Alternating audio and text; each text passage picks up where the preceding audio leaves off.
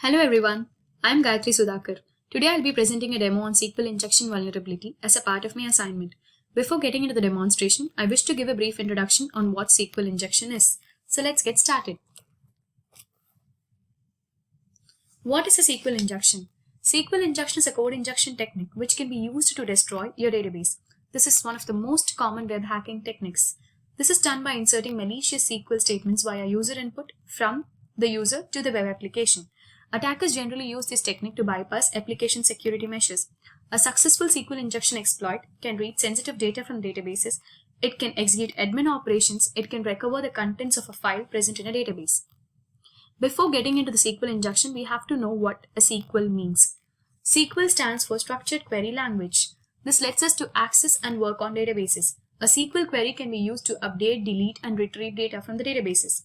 So now, what is SQL injection? SQL injection refers in inserting malicious SQL statements via user inputs. Why should we know about it? The OWASP organization lists injections in the document as one of the most important threats to web application security. Many high-profile data breaches in recent years have been a result of SQL injection attacks. Any website or web application which uses SQL databases such as MySQL, SQL Server, or Oracle can be exposed to SQL injection attacks. SQL injections are the most oldest and dangerous web application vulnerabilities. How can a SQL injection happen? For a SQL injection to happen, the attacker must first find the vulnerable user inputs within a web page. A web page or a web application that has a SQL injection vulnerability generally uses user input directly in the SQL query.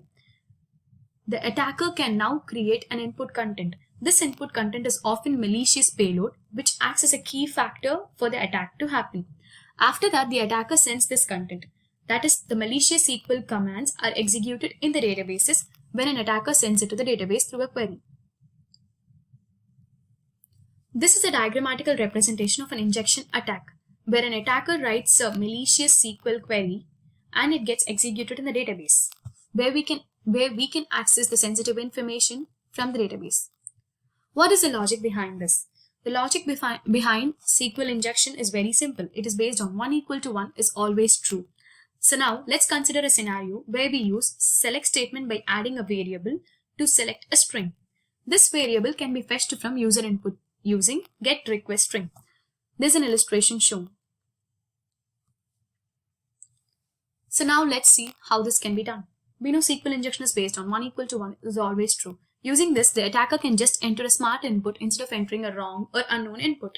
So let the user ID be some random one. It might be 105 or something else. We never know what the input is because I'm an attacker. Or 1 equal to 1.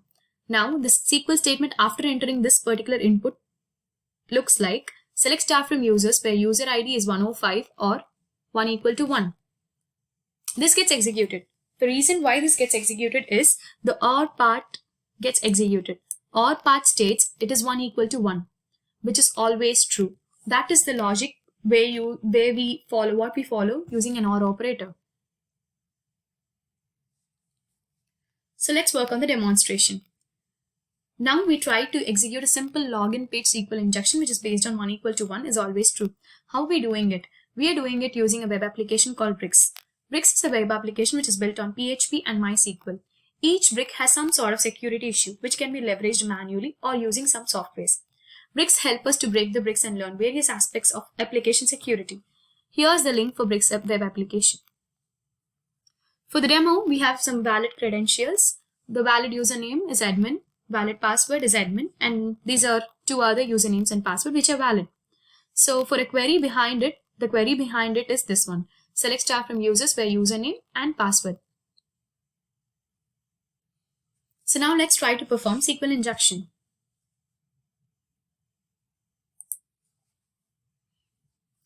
I wish to show my table. I'm in the database which holds the user records.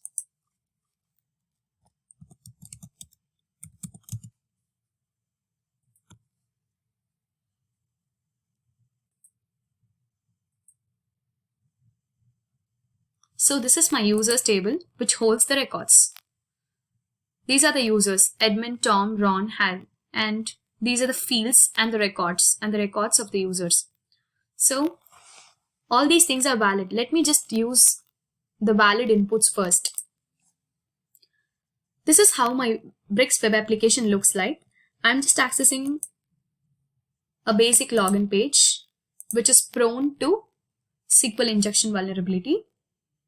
So as I know, admin and admin are valid credentials. I'm just typing in using, I'm just getting logged in using valid credentials. So I'm successfully logged in, and the query which is executed behind is shown here. So let me try with another valid credential, Tom and Tom, which is also valid. So it makes me successfully logged in. So as an attacker, I never know what the user is and I never know what password is. So I'm just giving it ABC. It showed me wrong username or password because this is not valid credential to log in. And it shows me an error. So what shall we do?